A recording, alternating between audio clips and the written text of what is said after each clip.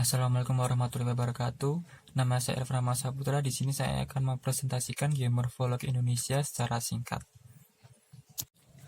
Di dalam geomorfologi Indonesia terdapat faktor tektonik. Selanjutnya ada sistem lempeng, yaitu dibagi menjadi 3 lempeng. Lempeng Asia Tenggara, lempeng Laut India, dan lempeng Lautan Pasifik Barat. Iklim terdapat menggerakkan agen geomorfik, lalu dapat mempengaruhi proses geomorfologi. Proses tersebut dapat berpengaruh pada perkembangan bentuk lahan.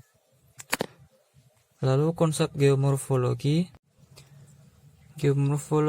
berhubungan dengan bentang lahan saat ini, tetapi mencapai kegunaan maksimum melalui rentangan historis. Tidak mungkin dapat dilakukan interpretasi yang benar terhadap bentang lahan yang sekarang tanpa perhatian yang baik terhadap pengaruh perubahan geologi dan klimatik yang berulang kali selama Pleistosen. Selama Pleistosen terjadi fluktuasi iklim yang berpengaruh terhadap biosfer dan mendorong terjadinya perubahan geosfer dan perubahan tanah, dan kondisi hidrologi mempengaruhi proses geomorfik, denudasi, sedimentasi, dan lebih lanjut terhadap perkembangan bentuk lahan. Selanjutnya, karst di Indonesia. Karst di Indonesia ini fenomena yang menunjukkan kemiringan dengan negara tropis yang basah, dan ada perbedaan yang esensial dengan yang terdapat di bagian bumi lain yang mempunyai karakteristik yang lebih dingin atau kering. Fenomena karst Gunung Sewu di Jawa Selatan telah banyak menjadi perhatian internasional karena keunikan perbukitan cembung-cembung yang mencirikan karst tropis atau karst konikal. Evolusi karst seperti contohnya dari karst dinarian yang dimulai dari distribusi luang tidak teratur seperti yang dilakukan Ground, tidak terbukti di Indonesia karena pengaruh faktor iklim seperti yang dikemukakan oleh Lehman.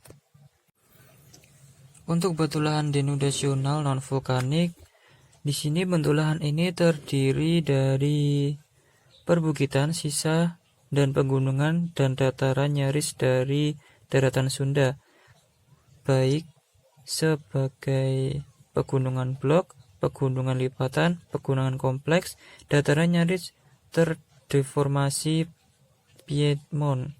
Bentuk lahan denudasional non-vulkanik terbentuk dari hasil interaksi yang terus-menerus antara tenaga tektonik dan denudasional.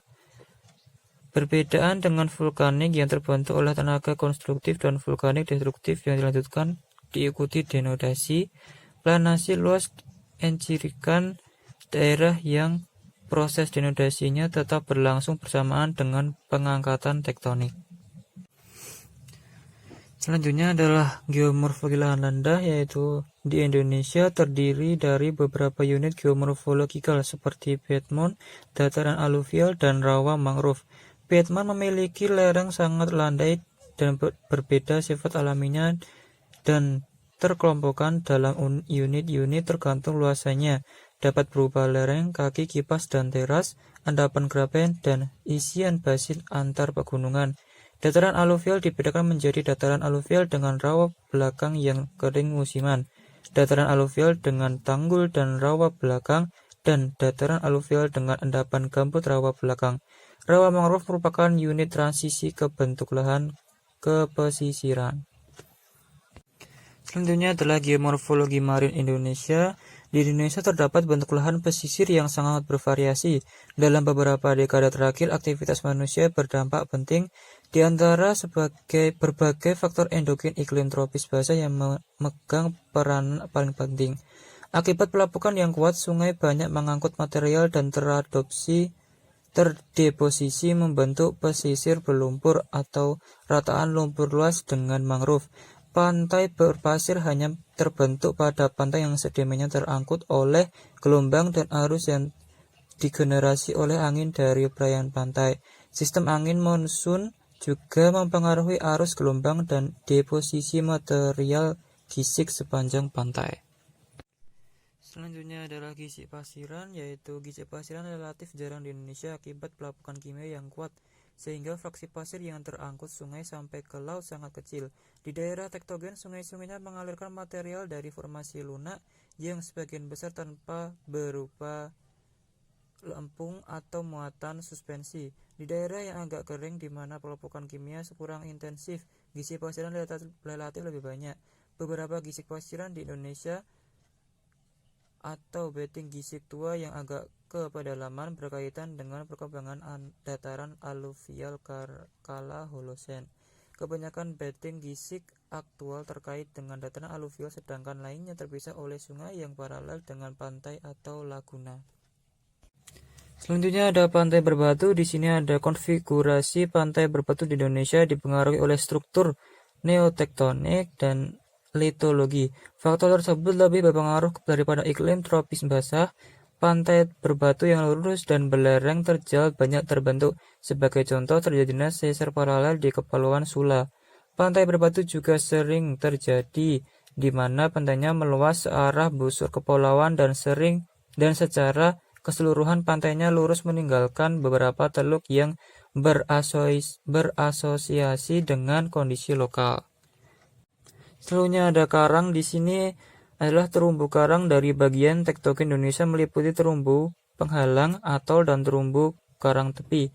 Monsun juga berpengaruh terhadap posisi pada pelataran terumbu dari Gunduk Pasir dan Igir Single. Terumbu penghalang dan atol dihasilkan dari interaksi amblesan tektonik dan kenaikan permukaan air laut pasca glasial. Perbedaan bentuk terumbu mencerminkan perbedaan kondisi tektonik regional.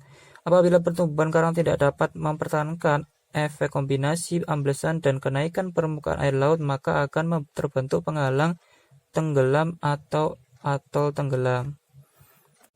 Mungkin itu presentasi geomorfologi Indonesia dari saya. Apabila ada salah kata atau banyak kekurangan dari saya, mohon maaf.